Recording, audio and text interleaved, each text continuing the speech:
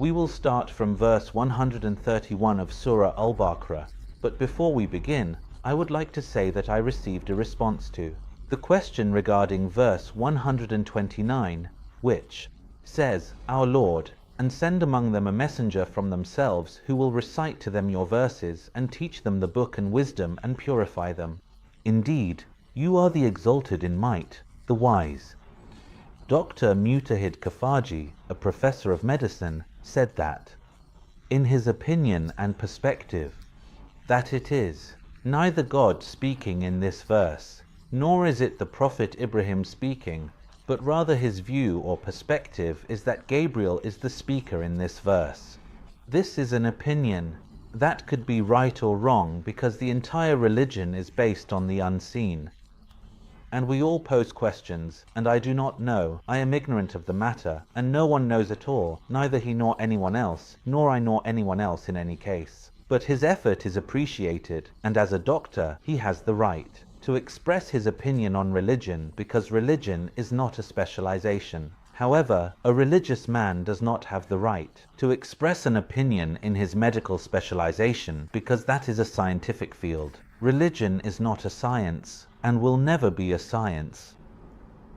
Religion is just religion. In any case, we start with verse 131, which says, when his Lord said to him, "Submit," he said, "I have submitted to the Lord of the worlds." Here again, the question arises once more, who is speaking about the two? Let's remove the word when. And let's assume that I am the one speaking about God, saying said, means he said. Here, the pronoun he refers to God, who said to Ibrahim, "Submit."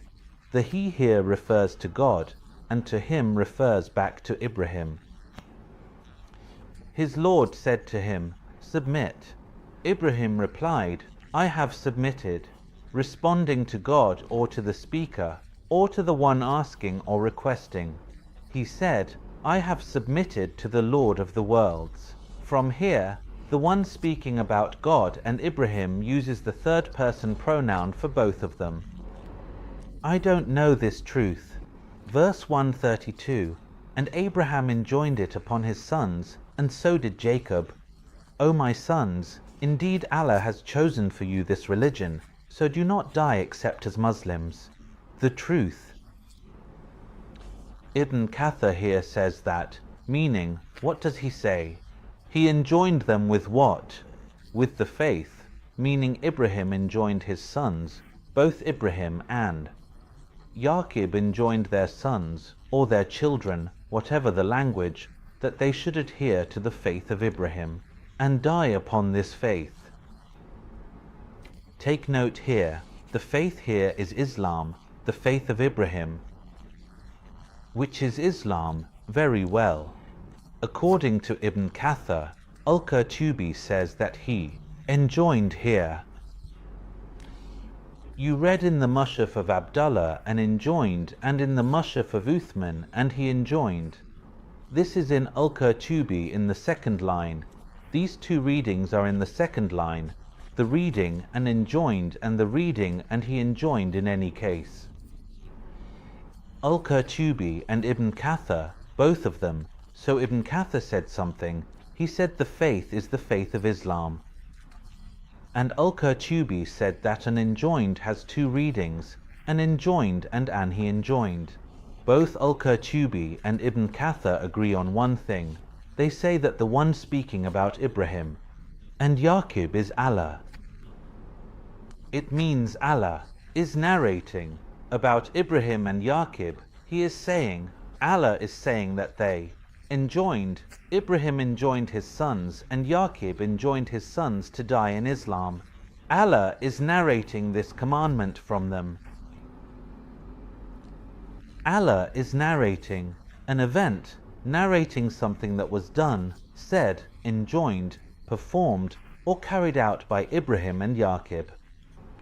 Allah is narrating it, narrating about them, and verse 133 says, "Or were you witnesses?"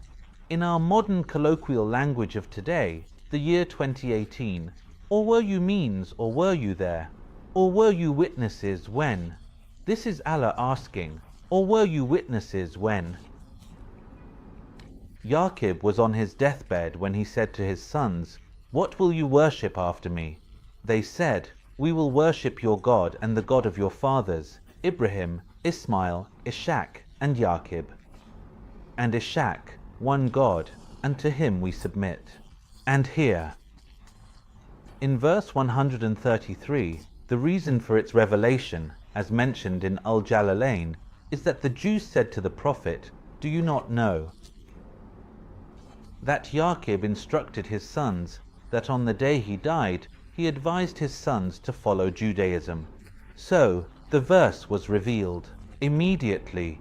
Is that correct?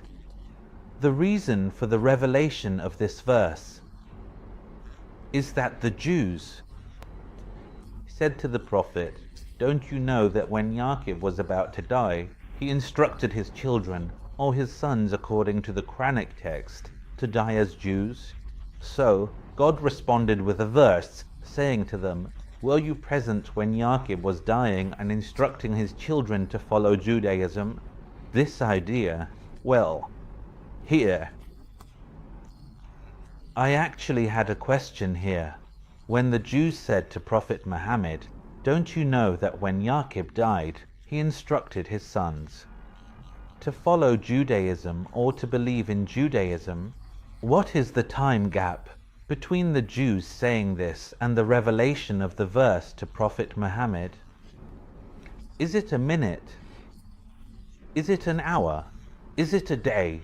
This is a very, very unclear area in Islamic tradition. No one knows the time difference between the occurrence of the event on earth and its resolution with a verse from the heavens. No one has ever known it. I researched this matter. Perhaps, when I was in Washington, I researched in the Library of Congress in very specialized books in that library.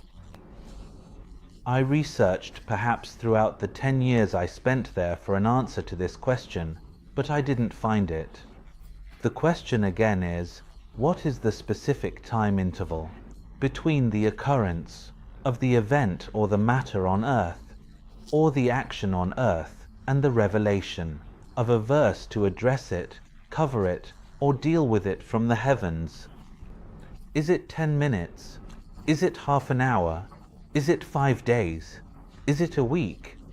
No one knows. This was a very important matter, because as soon as the Jews told him that you don't know that Jacob had instructed his children in Judaism, a verse was immediately revealed saying, "Did you witness Jacob instructing his children in Judaism?" This is a rhetorical question, by the way, in any case. Here, the reason for the revelation of the verse was redemption, and this verse is considered a continuation of verse 132. Verse 132, which is, "And Abraham enjoined it upon his sons and Jacob." In verse 133, there is a rhetorical question asking them, "And you will not be present when Jacob was advising his children about Judaism." Verse 134 states, "That was a nation which has passed on. It will have the consequence of what it earned, and you will have the consequence of what you have earned. And you will not be asked about what they used to do." Here, Al-Jalalain says the nation referred to is Abraham and Jacob. And you will have the consequence of what you have earned, meaning the Jews will have what they have earned. This refers to the Jews, according to Al-Jalalain's reflections on this part of the verse. Al-Qurtubi mentions two opinions regarding "it will have the consequence of what it earned" and "you will have the consequence of what you have earned," the view of all al-Sunnah and the Mu'tazila. All al-Sunnah say that God has decreed human actions. The Mu'tazila say that humans create their own actions and that God has not decreed human actions. There are two perspectives on this matter, but in any case, this is not exactly our main topic. However, the point I want to make here in this specific verse is that it is a very good indication for us. It is indeed a great indication meaning that was a nation which has passed away. That was a nation which has passed away, and we can apply the same logic to the nations that preceded us. That was a nation which has passed away, has ended, and it is. For us to deal with the logic of our own time, with what we face, with the Quranic text, with interpretation, and with everything. This is our present, this is our time, this is our reality, this is our culture, and this is our mindset. It is not feasible at all for us to go back 1,400 years to invoke the minds and thinking of the ancients or the forefathers in how they faced their dilemmas. We must face our dilemmas with the methodology of our era and our way of thinking. Now, verse 135 says, "And they said, Be Jews or Christians, you will be guided." Say, notice, and they said, say. Say, rather, we follow the religion of Abraham, inclining toward truth, and he was not of the polytheists. In truth, we need to hurry a bit because of the time. It says here that Ibn Abbas mentions that Ibn Surayya al-Qini is the reason for the revelation of verse 135 of Surah Al-Baqarah. Ibn Abbas says that Ibn Surayya al-Qini, who is Jewish, said to the Prophet, "The guidance is only what we are upon, O Muhammad, so follow us and you will be guided." Ibn Surayya said this to him, and thus the verse was revealed. And they, the Jews, said, meaning the Quran narrates, let's say because there's a question that follows. It says, "And they said, Be Jews or Christians, say." Say to them, O Muhammad, rather, we follow the religion of Abraham, inclining toward truth, and he was not of the polytheists. So they said, and you say to him, Great, all sorted, perfect. Allah said to him, Say, O Muhammad, rather, we follow the religion of Abraham, meaning good. The question here is, who is it that says, they said?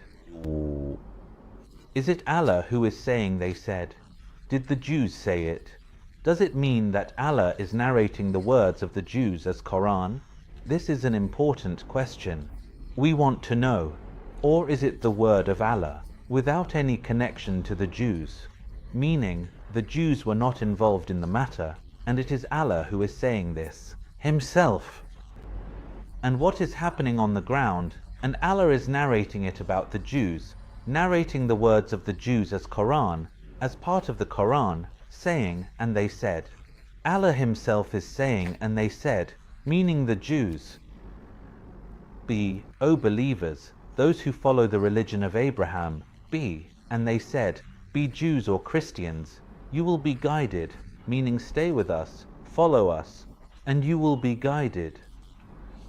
So, is Allah saying this, independently of the words of the Jews, meaning the Jews are not involved at all, and He is saying it from Himself, or is He narrating it about the Jews themselves as Quran, narrating the words of the Jews that they said, and they said, here it is, and they said. Meaning you are faced with two hypotheses. The first hypothesis is that the Jews are not in the picture at all, and Allah said. Or the Jews are in the picture, and Allah narrated about them that they said, meaning the words of the Jews are Quran that Allah is narrating about them, that it is among them.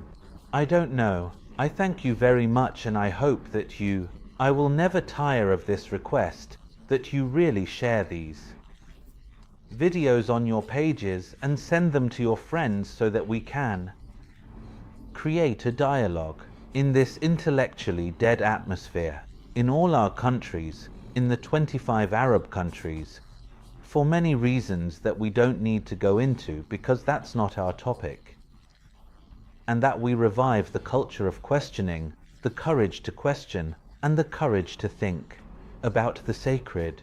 Thank you very much.